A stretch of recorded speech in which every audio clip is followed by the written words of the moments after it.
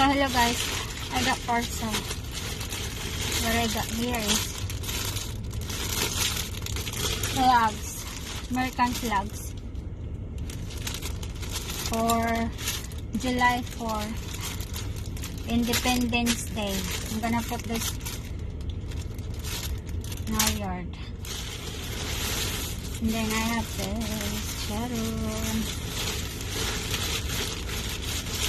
Meron 2, 3, 4, 5,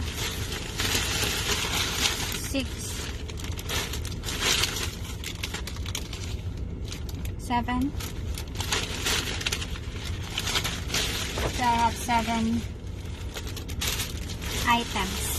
Not 7. 8.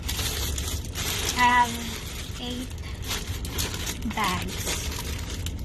So now